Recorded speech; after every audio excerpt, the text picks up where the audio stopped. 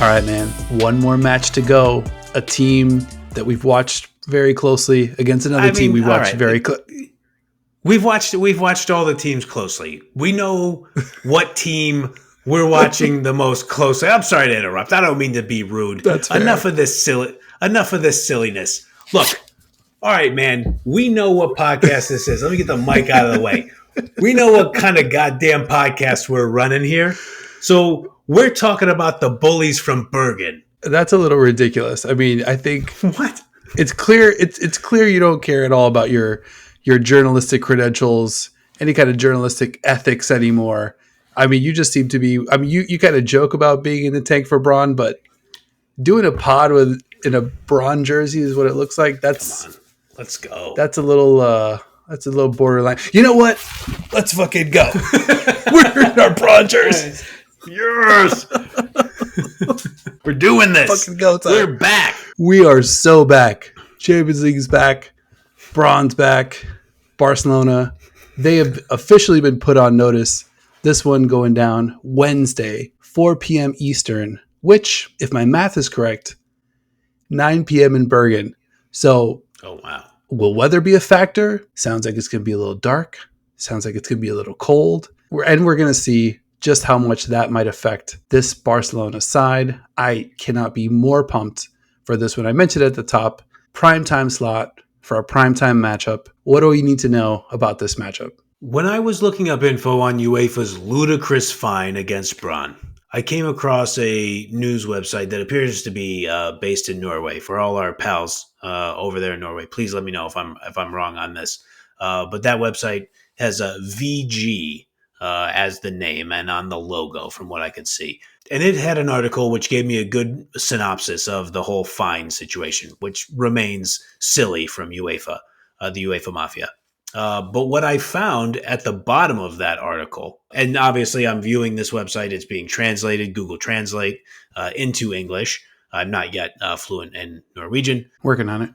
Working on it. There is a headline from an opinion piece, and it was from February 6th after the knockout round draw. And the headline to this article said, and I quote, "Brann meets Barcelona in quarterfinals. Worst possible opponent." End quote. So that guy, I'm sure he's a nice fella. Get with it, man. We're not coming in here talking about the worst possible opponents. We're not going in there to lose. What are we talking about? This is the club from Bergen. These are the bullies that we're talking about. This is a team that wasn't even supposed to be here, was the lowest ranked team. They're the lowest possible coefficient going into the Champions League. Out the window. Let's go. We play attacking football. We play audacious football. And we're going to do it against Barcelona too. I mean, it's quite possible you misread it. Could be that this was Barcelona's worst possible opponent. I mean, I don't know. Google Translate, not the most trustworthy piece of software that we've got on the internet. We just need to let that journalist know, now's not the time. Quarterfinals, now's not the time. We need to crank it all the way up. We need max volume. Speaking of max volume, in the building on Wednesday. Let's go. I mean, come on. That place is going to be wild. Perusing this VG website, and again, I hope the people, please, I hope our pals in Norway, just be friendly when you mock me, like, this is our CNN, or like whatever it is, just like let me know. I'm totally ignorant. I've been to Norway once, and it was just stopping at a layover in the Oslo airport on my way over to Stockholm. Again, no disrespect to Norway. We're getting out there. We're going to get out there eventually. I've always wanted to see it. I've heard it's a beautiful country. I've heard it's very clean. I've heard a lot of good things about Norway. I want to check it out, but I haven't been there. But what I have heard on this website that I am now trusting, and hopefully somebody doesn't come back and say, hey, VG, all fake news. Please don't believe anything that's on there. So I'm fingers crossed I haven't been totally fooled by the internet. But they had also mentioned, and you guys had mentioned it to us too in the comments, you guys like sold out the place in record time. Like, people are amped for this thing. Like, Barcelona's going to walk into this thing, and Barcelona's played big matches before. They've won the Champions League before. They win Liga F all the time. But they're going to walk into this smaller arena that's just going to be a beehive. It's just going to be a cauldron of pressure. Yeah. And it's going to be really interesting to see how they deal with it. Yeah, and I think Barcelona strikes me as the kind of side, we're not really calling any of their professionalism into question. We're going to try to break this down more seriously now. I think they do strike me as the kind of side that won't be afraid to go back to Barcelona needing some kind of result, because they're going to have the confidence. All right, we need 3 goals, we can get 3. If we need 4 or 5, we can get 4 or 5. Now, if that's actually the case, we'll just have to see. But I do think that there is a pathway for them to maybe not take this one super duper max level serious.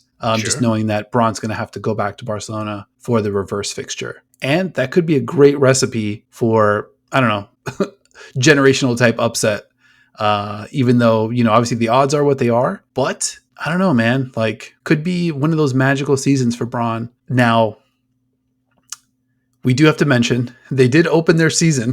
Mm-hmm. Can you tell us a little bit about what we saw from Brann, our side, match day 1? Yeah, unfortunately, they took on LSK in match day 1 of Top Syrian, which we got to find a way. Like, maybe we can appeal to our guy Cam Pope and say, look, who can we talk to at DAZN to get Top Syrian on DAZN broadcast in America? The people want it over here. And by the people, I definitely mean me and you, but I'm sure there are other folks around here who would be happy to see a league that obviously has great players in it. So I digress a little there, only to delay myself from having to get into the fact that Brann did lose to LSK 4-2 on match day 1. Not the start they wanted. But I'm not worried about that because, you're a fan of the Miami Heat. And when they got LeBron James, I believe you guys started that first season 9-8. And the sky was falling. And this isn't going to work and all that stuff. Well, I just want to remind folks, especially over here, and shout out to all our pals over in Norway who talked to us about this. Anna Nerland Ajem was the leading goal scorer in Top Syrian last year. And Brann did not win Top Syrian. They made it into this Champions League through the qualification stages. Anna was playing for Lynn in Top Syrian last season, and like I mentioned, was the leading goal scorer in the league with 13 goals. Where does she end up signing? Buddy, she's in Bergen now. So now she's going to be top of the diamond for us, number 9. And I'm just going to start saying our. I'm going to start saying we. Fuck it. We got the jerseys on. We're way past the point of no return at this point, and we're not even interested in the point of no return. Let's get reckless. Let's get reckless. Ajem is definitely the striker. She'll be the number 9. The rest of the core is still intact. Now you got to deal with Eichland. You got to deal with Keeland. You got to deal with Gaupset. You have all these other pieces around Ajem. I feel like this is a recipe to score some goals. They're going to need to score some goals against Barcelona. They're going to need to hold the ball. I think they can hopefully do that in a protective way while still understanding that Barcelona, they're going to have more possession. I have some thoughts on possession later. I'm filibustering. I'm excited. I'm way too excited about this match. Let me just pass the ball back to you. What do we got to do to win? But maybe let me reframe that. How many goals are we winning by on Wednesday? I don't know, man. It feels like a 2 or 3. Mm-hmm. I'm of 2 minds, maybe of 3 minds. How many goals we're talking about here? In all seriousness, though, in the U.S., for our friends in Bergen, we have fixtures on the calendar that are sometimes referred to as a trap game.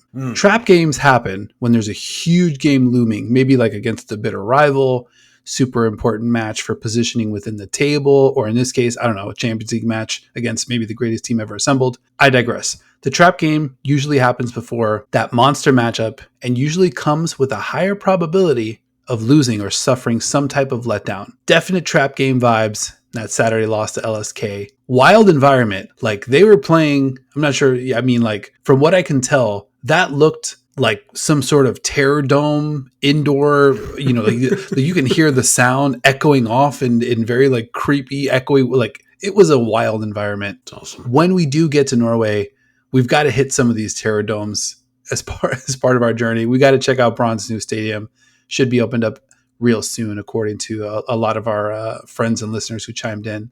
But like I said, definite trap game vibes in that loss. Aurora Mikkelsen, she was peppered by shots early. Then she gets beat by a 45-yard chippy that just shouldn't really happen. Right. But I was proud of our squad. Cecile Reddish-Kwame, she muscled the ball past LSK's keeper in very Brann fashion, just outpowered her with a ball in. And then one of your favorite players, Raquel Engelsvik, she unleashed an absolute screamer to even the game at 2 before Brann goes on to give up 2 more goals, drop points in this one. Brann had some second half chances, but really kind of an uncharacteristic performance from their defense. I think sunk them in this one. I will say, silver lining, better to get this one under your belt before Barcelona comes to town. Just work out those kinks. Just work them all the way out. Break down some film. Got a couple days to kind of reposition, get into more mid-season form. I'm kind of glad they got this one out of their system.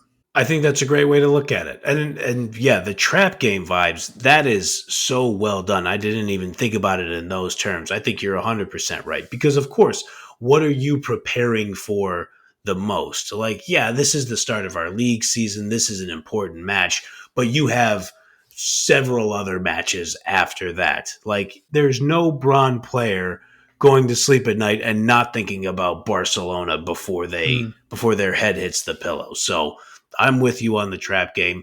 I think Engelsvik, I'm glad you point her out. And I talk about it a lot with footballers because they're the type of players I like. I mean, I've mentioned on the show before, like Brazilian Ronaldo. Like, I loved him. I loved Abby Wambach. Like, I obviously love Megan Rapinoe. Like, I love those players that are just like, it's my time now. Like, I'm going to go out here. I'm going to do the step over. I'm going to do the skills. I'm going to try a tricky pass. I'm going to try something that I'm going to try a back heel. Whatever it is. Engelsvik has that in her game. We haven't even talked about Senia Gaupset yet at any real length. She's going to go out there looking to establish her physical dominance, I think. I think she'll be lowering the shoulder into people and trying to use that incredible skill that she has. And hopefully that can open up things for Jem down the field.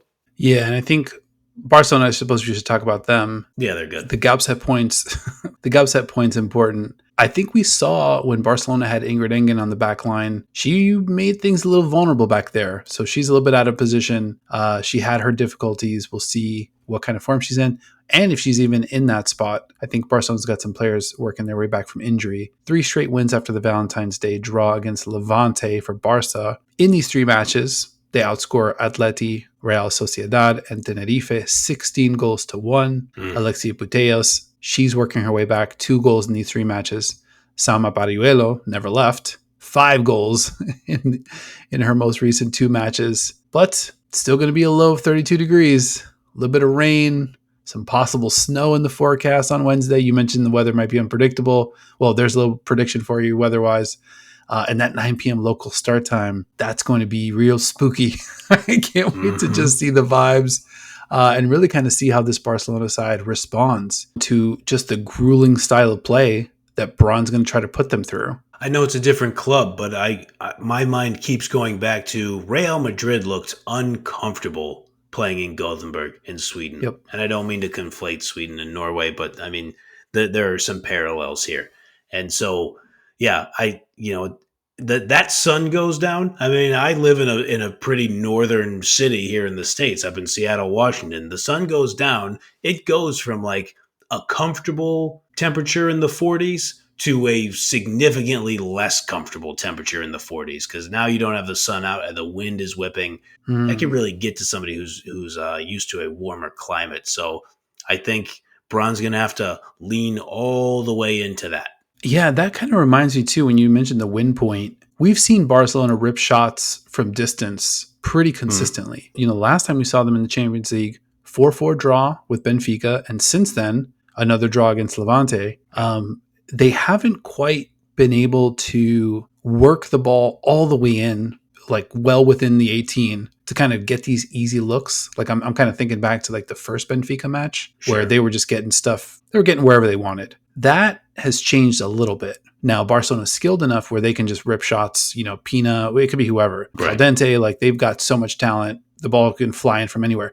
But all of a sudden now, weather's a little tricky. The footing's a little tricky. It's windy. Now those, 20, 22, 25-yard shots, a lot harder to nail, and I think if Brann's able to pack it in, be opportunistic on the break going the other way, could be in for something really, really interesting. I think this one's going to be close.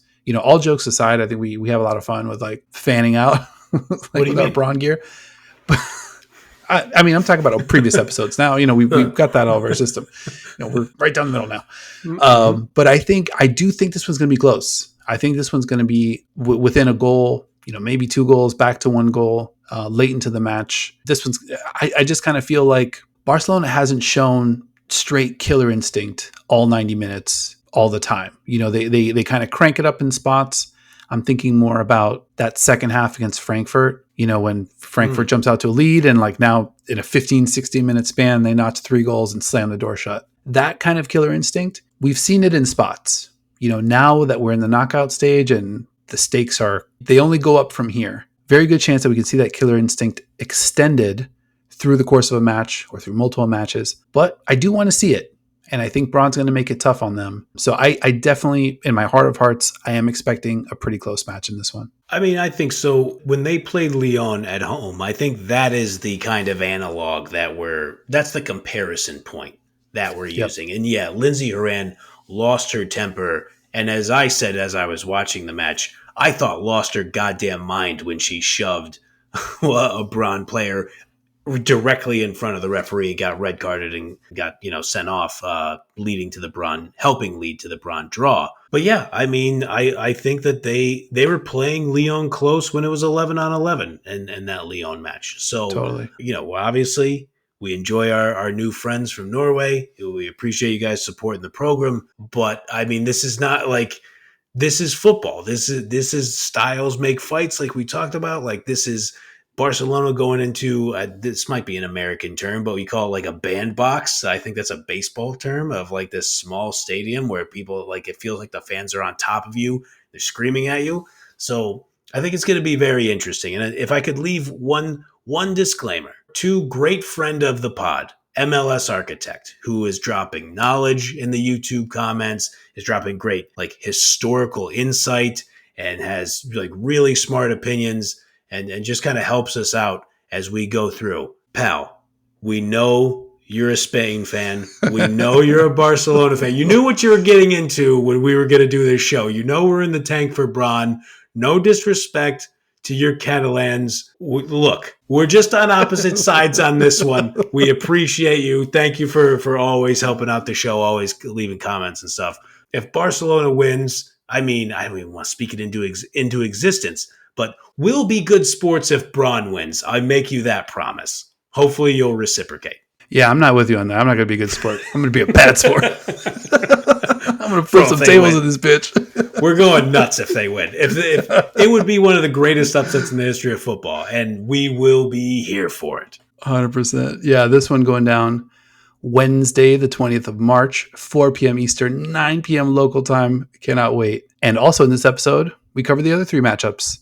Benfica hosting Lyon, PSG visiting BK Häcken, Chelsea visiting Ajax, and a little NWSL talk. Season kicked off this weekend with a bang. Your boy, Mr. Grand Angle, he was in the building watching the Seattle Reign from a very choice vantage point, and he's got some thoughts. We'll talk about that later. So like if you liked, subscribe if you enjoyed talking women's football with your boys, and you want to hang out with us, whether you're a Brann fan, not a Brann fan, future Brann fan, there's plenty of room in the Into the Channel community. So make sure to subscribe. Those are the only categories. Brann fan, not a Brann fan, future Brann fan. Those are the only categories. I was like you said, I was in the press box for Seattle Reign. No team colors in the press box, no cheering in the press box. Those are all very standard journalistic principles that I adhere to.